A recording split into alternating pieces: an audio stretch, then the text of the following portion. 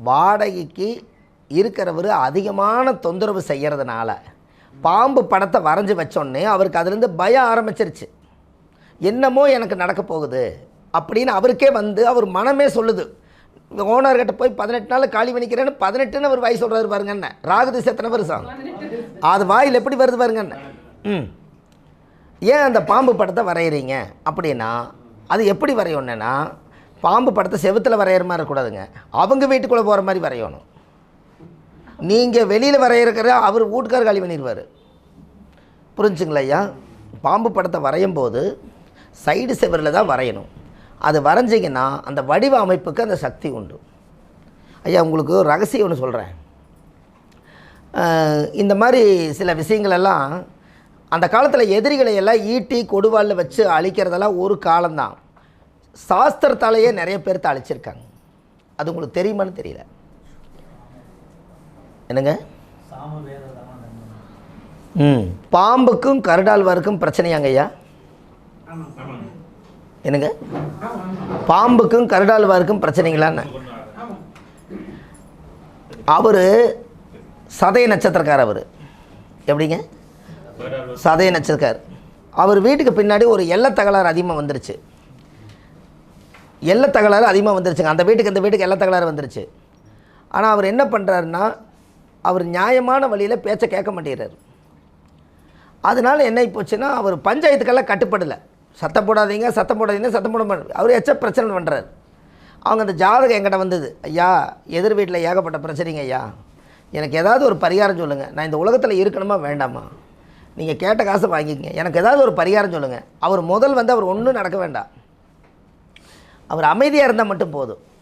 அவரும் நல்லா இருக்கட்டும் நானும் நல்லா இருக்கட்டும். அவங்கவுங்க வீட்டில் அவங்கவுங்க இருக்கிறோம். இதுக்கு என்னங்க ஐயா பண்ணுறதுன்னு கேட்கலாம். நான் என்ன கேட்டேன்னா அவர் என்ன நட்சத்திரம்னு கேட்டேன். அவர் சதய நட்சத்திரம்னாரு. அப்போ பாம்பு தானே. நீங்கள் போய் கருடாழ்வாருடைய பொம்மை ஒன்று வாங்கி பறக்கிற மாதிரி இருக்குது இல்லைங்க, அதை வாங்கி உங்கள் வீட்டில் தொங்க விட்டுருங்க, அவருக்கு அவர் வீட்டுக்கு தெரிகிற மாதிரின்ட்டு. புரிஞ்சுங்களா ஐயா? கருடாழ்வாருடைய கருடன் பாம்பு ஜெயிக்குமா கருடாழ்வார் ஜெயிப்பாரா? பாம்பை தூக்கிட்டு போயிடும். இவர் ஏமாந்து என்ன போச்சு, கருடாழ்வார் அவரை பார்க்குற மாதிரியே வச்சுட்டார். அவர் சதய நட்சத்திரக்காரு. இதுக்கு அது பயமா? இது அதை அது அந்த வீட்டவே பார்க்குதா? இவர் ஏதோ பண்ணிட்டாருன்னு சொல்லி இவருக்கு ஒரு பயம் வந்து அவர் டெய்லி காலையில் பால் கொண்டு போயிட்டு வந்துட்டு இருந்தவருக்கு என்ன போச்சு, இவர் எங்கேயோ ஒரு குறி கேட்க போயிருக்கிறார். அவர் என்ன சொல்லிக்கிறாரு, உனக்கு எதிரி ஜாஸ்தி, உனக்கு எதிரிகள் ஜாஸ்தி, உன்னுடைய சாம்ராஜ்யமே அழியறக்கு உண்டான வாய்ப்பு இருக்குதுன்னு சொல்லிட்டார். அவர் அதை கேட்டுட்டு வந்து அப்போ அவர் சொன்னது சரியாக போச்சு, நம்மளை ஏதோ அழிக்கிறக்கு என்னமோ பண்ணிட்டு இருக்கிறாங்க. அப்போ இந்த கருடாழ்வார் இத்தனை காலமாக இல்லாதது கருடாழ்வார் வந்திருக்கிறாருன்னா அப்போ கருடாழ்வாரே நம்மளை அழிச்சிருவாராட்டு இருக்குது அப்படின்னு ஒரு பயம் ஏற்பட்டு அவர் எப்போ போனாலும் அவர் இந்த பக்கம் போகும்போதெல்லாம் துண்டை இப்படி வச்சுட்டே போகிறார். அந்த கருடாழ்வார் பக்கம் அவர் எப்போ வீட்டுக்கிட்ட போனாலும் அந்த கருடாழ்வார் பார்க்கறதுக்குள்ள அது இப்படியே வச்சுட்டு போகிறாரு. பால் கொண்டு போகிறவர் அவர் வந்து என்கிட்ட கேட்டார், எனக்கு ரொம்பவுமே டவுன் ஆகிட்டார், அது அவத்தா பிரச்சனை, உங்களுக்கு கொஞ்ச நாளைக்கு வைங்க, அவர் உண்மையை ரெடியாகிட்டு வைங்கன்னு. இதனால் ஒன்றும் நடக்காதானார். ஒன்றும் நடக்காது. இது என்னென்னா அந்த காலத்தில் என்னென்ன மிருகங்களுக்கு யார் கட்டுப்படுவா அப்படிங்கிற ஒரு சாஸ்திரம் தான் இது. அது நட்சத்திரத்தில் வந்து பின்னாடி போய் நீங்கள் பார்த்தீங்கன்னா வாசன் பஞ்சாங்கத்தில், சீதாராம் பஞ்சாங்கம், பாம்பு பஞ்சாங்கத்திலாம் பார்த்தீங்கன்னா இந்த நட்சத்திரம் அந்த கூங்கா சாங்கா எழுதியிருப்பாங்க. அதுக்கப்புறம் பச்சை பறவை இதெல்லாம் எழுதியிருப்பாங்க. இதுக்கு வந்து இந்த நட்சத்திரக்கு இந்த நட்சத்திரம் கருடாழ்வார் இது பாம்புன்னு வரும். கரெக்டுங்களா? அந்த பாம்புடைய அது கருடாழ்வாருக்கு 2 பகையாக இருக்கிறனால தான் நீங்கள் இந்த வேலையை நம்ம செஞ்சோன்னே ஒரு அமைதியாயிட்டார். இதுக்கு பரிகாரம் பாருங்கள். அந்த பொம்மை எவ்வளோக்கு வாங்கினீங்கன்னு கேட்டால் 47 ரூபாய்ங்களா அந்த பொம்மை. அவருக்கு பிரச்சனை எவ்வளோ தீர்ந்துக்கு பாருங்க, 47 ரூபாயில். கருடாழ்வாருடைய பொம்மை 47 ரூபா. அப்போது அதுக்கு உயிர் இல்லை, ஆனால் உருவத்துக்கு பவர் இருக்கா இல்லையா? எதுக்கு அதை சொல்லணும், இந்த பாம்பு இந்த இதெல்லாம் சொன்னேன் இல்லைங்களா, அந்த உருவத்துக்கு சொல்கிறேங்க. அவருக்கு அவ்வளோ ஒரு ஆச்சரியம், இப்படியெல்லாம் ஜோதிடத்தில் இருக்கா அப்படின்னாரு. ஐயா இதுக்கு மேலே இருக்குது, நீங்கள் கேட்டதுனால உங்களுக்கு சொன்னேன். அப்போ ஒருத்தருக்கு வந்து 1000 ரூபாய்க்கும் கூட செலவு வைக்கலாம், ஆனால் 1 ரூபாய்க்கும் கூட செலவு வைக்கலாம். ஆனால் பரிகாரம் உண்மை. அது பாருங்கள், அந்த காலத்தில் அந்தந்த வாகனங்களுக்கு அதாவது ஒத்து வராத அளவுக்கு பிரபஞ்ச சக்தியை உருவாக்கி வச்சுருக்கேன் இல்லையா? இப்போ நீங்கள் ஒரு உதாரணம், யாராளுக்கு அந்த பஞ்சாங்கம் இருந்துச்சுன்னா உங்களுக்கு தெரியும். அந்த கருடாழ்வாருடைய நட்சத்திரம் அதுக்கு நேர் என்ன வருதுன்னு உங்களால் சொல்ல முடியுமா? இல்லை, பஞ்சாங்கம் யாருக்கிட்ட இல்லை இல்லை இல்லை இல்லை அந்த நட்சத்திரம் இருக்கும். யாராவது ஒருத்தர்கிட்ட இருந்தால் பாருங்கள். இல்லை, அதுக்கு ஒரு சின்ன ஒரு விளக்கம் சொல்லிடுறேன். இல்லை, அதில் அந்த இது இருக்கு மேலங்க, அது மட்டும் பாருங்கள் சார். கருடாழ்வார் எந்த நட்சத்திரத்துக்கு வருதுன்னு பாருங்க.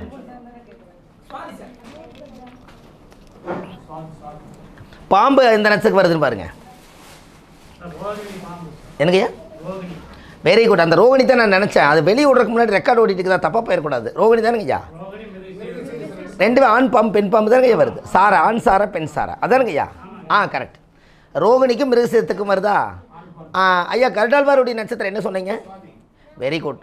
பாருங்கள், இந்த சுவாதி நட்சத்திரக்காருக்கும் அந்த மிருகசீரிஷ நட்சத்திரமும் ரோகிணி நட்சத்திரக்காரை கொண்டு போய் நீங்கள் கனெக்ட் பண்ணிங்கன்னா இதில் யார் அரசாளுவா, யார் பயந்து போவா? Very good. சுவாதி நட்சத்திரம் ஜெயிச்சிரும். பாம்பு யார்? அவ்வளோதான், முடிஞ்சு போச்சு பாருங்கண்ணே. இதை கொண்டு வந்து இது ஜாதகத்தில் வாழ்க்கையில் எதுலையுமே சேர்த்தாதீங்கிற நான். இப்போ ஒருத்தர் வந்து நான் வாழ்க்கை கொடுக்குறேன் அப்படின்னு ஒருத்தர் சொல்கிறாங்க. இல்லை ஆணுக்கு சொல்கிறாங்க, இல்லை பெண்ணுக்கு சொல்கிறாங்க. பாருங்கள், இந்த சுவாதி நட்சத்திரத்துக்கு அது சஷ்டாங்க ராசியா, 8வது ராசியா? 8வது ராசியில் தானே ரோகிணி உட்காருது. அப்போ ரோகிணி அங்கே உட்காரும் போது அதுக்கு 6வது ராசி இங்கே வந்துருச்சு. ஆல்ரெடி அது சந்திராஷ்டமம் தான். அப்போ இந்த நட்சத்திரத்துக்கும் அந்த ராகுக்கும் கடுமையான பகையா? அப்போ இதை உண்மையாலுமே ஒரு தொழில் செய்யும்போது 2 பேர் பார்ட்னர் போட்டு செய்யலான்னு ரோகிணியும் மிருகசீரிசமும் சுவாதியும் சேர்ந்து செஞ்சால் பார்ட்னர் ஒத்து வருமா, ஒத்து வராதா? ஒத்து. Very good. இப்போ நீங்கள் இப்போ மனசில் புரிஞ்சிட்டிங்களா ஐயா? எல்லா விஷயத்துகளுக்கும் இந்த பிரச்சனை ஒத்து வராதல்ல, எப்படிங்க? அப்போ அவருக்கு பாம்பு ஆகாது, இவருக்கு கருடாழ்வார் அவருக்கு ஆகாது. அப்போ நீங்கள் என்ன பண்ணணும், நல்லா யோசிச்சு பாருங்கள். சுவாதி நட்சத்திரத்தில் பிறந்தவர் பெருமாள் கோயில் போய் கருடாழ்வார் பக்கத்தில் உட்காரக்கூடாது. எப்படி பரிகாரா? ஐயா பகையான இடத்துல உட்கார்றீங்க, வாங்கின சக்தி என்னாகும்?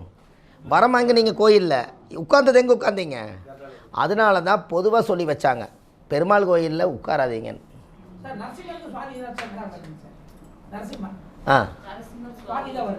ஐயா அது ரைட்டு. கருடாழ்வாருடைய அமைப்பு என்ன சார்? விலங்குகளுக்கு தானே. நீங்கள் கருடாழ்வாருக்கும் பாம்புக்கும் தானே கொண்டு போய் இணைக்கிறோம். லட்சுமி நரசிம்மர் சிங்க வாகனமாக இருக்கிறனால சிம்மத்துக்கு கூட சம்மந்தப்பட்டு வரும். அங்கே ராகு இல்லையே, இந்த ஒரு இடத்துல மட்டும்தான். அதனால தான் கருடாழ்வார் வந்து மனிதன் பார்க்கும் இடத்துல வந்து தரையில் உட்காராதுங்க. கருடாழ்வார் ஒரு மரத்தில் தான் உட்காந்துருக்குது, பூமியில் உட்காராது. அதனால தான் நீங்கள் கோயிலெல்லாம் சுற்றி சாமி கும்பிட்டு போட்டு சிவன் கோயிலை உட்கார்ந்துட்டு போகணும், பெருமாள் கோயிலில் உட்காராமல் போகணும். எப்படிங்க? அப்படித்தானே இருக்கு ஐயா. ஐதீகம் என்ன சொல்லுது? அப்போது கருடாழ்வார் பறந்தாத்தான் யோகம். நீங்கள் கருடாழ்வாரை கீழே வச்சிங்கன்னா பிரச்சனை இல்லை. புரிஞ்சுங்களா ஐயா? நான் இந்த எனக்கு இந்த பூஜை பரிகாரமெல்லாம் ஒரு சில இதெல்லாம் பண்ணுவேய்யா. அப்போ இந்த ராகுகேது சிலை அடிக்க போனோன்னா அந்த கருடாழ்வாருடைய நட்சத்திரக்கார ஆர்டர் கொடுத்தாங்கன்னா சிலை அடிக்க போகிறாங்கல்லங்க கோயில் கட்டுறக்கு, ராகுகேதுடைய சிலை அடிக்க போனாங்கன்னா அவங்க அட்வான்ஸ் கொடுத்தாலும் சரி, அவங்க திரும்பி வந்து சிலை வாங்க மாட்டாங்கன்னு நிறைய சிலைக்காரர் சொல்லுவாங்க. சிலை செய்கிறமல்லங்க சிற்பிய, அவங்க ராகு நட்சத்திரக்காரர் திருவாதிரை சுவாதி சதய ராகு நட்சத்திரக்காரர் போய் பெருமாள் சிலை செய்யும்போது கருடாழ்வாருக்கு அட்வான்ஸ் கொடுப்பாங்கல்லங்க. இவங்க அட்வான்ஸ் கொடுத்தோட அவங்க திரும்பி வரமாட்டாங்கன்னு அவங்களுக்குள்ள பிரச்சனையாகி கோயில் பிரச்சனை நின்றுங்க. ஐயா புரியுதுங்களா? அதனால தான் கோயில் கட்டுமான பணி தர்மகர்த்தாவாகிறதுக்கு ஜாதகத்தில் குரு சூரியன் சந்தம் இருந்தால் மட்டும்தான் அவங்க கோயில் கட்டி கும்பாபிஷேகம் பண்ணி பூர்த்தி பண்ண முடியும். அந்த குரு சூரியனோட இருந்தா. அதனால தான் சிவராஜ் யோகம்னு சொன்னாங்கல்ல. இல்லை இல்லைங்க, அது குரு சூரியன் பார்க்கல. இப்போ எனக்கே குரு சூரியன் இல்லை, குரு சூரியன் குருவும் சூரியனும் யாராவது ஒரு ஜாதகத்தில் சிம்மத்தில் குரு இருக்கிறவங்க கோயில் கட்டலாம். ஏன்னா அவர் ராஜ பரம்பரை தானே. சிம்மம் வந்து ராஜாவோட வீடு, ராஜா கோயில் கட்டித்தர வச்சு போய்க்கிற திருராஜாவும் அதான் செஞ்சாங்க. இந்த குரு வந்து மந்திரி தானே, அவர் பக்கத்தில் தானே இருப்பார். அதனால மந்திரி சொன்ன ஆலோசகத்தில் ராஜா கோயில் கட்டி கும்பாபிஷேகம் பண்ணுவார். அதனால அது சிவராஜ் யோகம். அது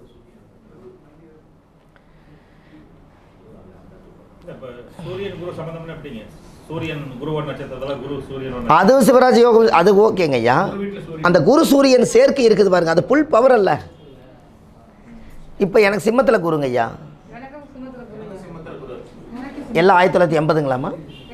அது எல்லாம் அந்த பக்கம் நான் 80 தான். அங்கே சிம்மத்தில் தான் எனக்கு குருங்க. குரு மகத்தில் இருக்குது. அப்போ நான் முன்னாடி தான் இருக்கேன். அப்போது இப்போ நானும் ஒரு கோயில் கட்டி கும்பாபிஷேகம் பண்ணி வச்சேன். ஒரு ராஜகோபுரம் சொந்த செலவில் கட்டி சுப மாரி முத்து லலிதான்னு போட்டு ஒரு அரங்கேற்றம் பண்ணேன். ஒரு பெரிய ராஜகோபுரம் முன்னாடி நுழைவாயில் கட்டினேன். அப்போ அதுக்கு என்ன காரணமாக இருக்குன்னா, நம்ம ஜாதகத்தில் சிம்மத்தில் குரு இருக்கார், அது சூரிய வீட்டில் இருக்கார். குரு தன்னோட வீட்டவே பார்க்குறாரு. திக்பலம் தானே. என் ஜாதகத்தில் செவ்வாய் வீட்டை பார்க்குது, குரு வீட்டை பார்க்குது, புதன் வீட்டை பார்க்குது, சனி வீட்டை பார்க்குது. இது என்னங்க ஐயா, ஒரு திக்பலமே எத்தனை திக்பலம்? ஆமாம், அதாங்க ஐயா. சிம்மத்தில் 5 கிரகம் இல்லை, 80ல் பிறந்தா. எனக்கு மகத்தில் இருக்குதுங்க ஐயா. குரு 5ஆம் பார்வை எங்கே விழுகும்? சிம்மத்துலேருந்து. அப்போ அவர் வீட்டை அவர் பார்க்குறாரு. சனியும் சிம்மத்தில் தான் இருக்கிறார், 80ல் பிறந்தா. அவர் எங்கே பார்ப்பார்? புதன் எனக்கு மீனத்தில் இருக்குது, அவர் எங்கே பார்ப்பாருங்க? என்னங்க ஐயா? அப்போ அவர் வீட்டை தானே அவர் பார்க்குறாரு. அப்போ குரு, சனி, புதன், அது இல்லாமல் செவ்வாய் வீட்டை பார்க்குது. நான் விருச்சிக இலக்கணம். விருச்சிக இலக்கணத்துக்கு செவ்வாய் 4ஆம் பார்வை எங்கே விழுகுங்க? சிம்மத்துலேருந்து 4ஆம் பார்வை எங்கே விழுகுங்க? இந்த 4மே திக்பலமாகி அவங்கவுங்க வீட்டை அவங்கவுங்க பார்த்தா அந்தந்த வீட்டை அவங்கவுங்க பாதுகாப்பு பண்ணிக்கிறாங்களங்கன்னு ஐயா. அது ஒரு பெரிய பவருங்க. எப்படி பவர்னா, அவங்கவுங்க வீட்டை எங்கே போய் உட்காந்தாலும் அவன் தான் வீட்டை தான் பார்த்தா அது திக்பலம்னு எதுக்கு வச்சாங்கன்னா, அந்த வீட்டுக்கு கேடு இல்லாமல் பார்த்துக்கிறாங்களாம். எப்படிங்க? அதுக்கு பேர் தன்பலத்தை திக்பலன்னு வச்சாங்க. அப்போது அந்த ஜாதகத்தில் நாம் ஒரு விஷயத்தை நம்ம தெரிஞ்சுக்கணுன்னா, இந்த மாதிரி கிரக சேர்க்கை கொண்டு போய் உள்ளே நுழைச்சா மட்டும்தான் இந்த விவரத்தை நம்ம எடுக்க முடியும். அப்போ யாருக்கெல்லாம் இந்த பவர் இருக்குதுன்னா, இந்த குரு சூரியன் சம்மந்தப்பட்டவங்களுக்கு தான் சிவராஜ யோகம் உள்ளவர். அவங்க எல்லாமே கடைசி காலத்தில் கோயில் கட்டி கும்பாபிஷேகம் பண்ணி ஒரு அன்னதானம் போட்டாங்கன்னா, அவங்க இந்த லோகத்தில் செய்த பாவங்களும் முன்ஜென்மத்தில் கொண்டு வந்த பாவங்களும் இந்த கோயிலோட தோஷ நிவர்த்தி ஆகி அடுத்த பிறவியில் புண்ணியத்தோடு பிறப்பாங்களாம். அதுக்காக சிவராஜ யோகம் பிறக்குது. என்னங்க ஐயா? அதனால தான் ராஜாக்கள் எல்லாம் அந்த பாவமே செஞ்சிருந்தாலும் என்ன பண்ணி வச்சுட்டு போயிட்டாங்க. எப்படிங்க ஐயா வரும்? இல்லாட்டி அவங்க செய்த பாவங்கள் நிறைய இருக்கலாம், ஆனால் 1000 தலைமுறை இன்றைக்கி பேசுது இல்லைங்க. பெரிய மனிதன் நம்மளாம் அந்த கருவியே இல்லாத காலத்தில் இவ்வளோ சிற்பக்கலையோடு கட்டி வச்சிட்டாங்கன்னு. அப்போ ராஜாவுக்கு ஆல்ரெடி சூரியன் சப்போர்ட் இருக்குது, குரு மட்டும்தானே வேணுங்கன்னு ஐயா. ஆலோசகர் சொன்னால் போது ராஜா செய்வாரல்லன்னு. அதனால் குரு சூரியன் சேர்க்க. எப்படிங்க ஐயா?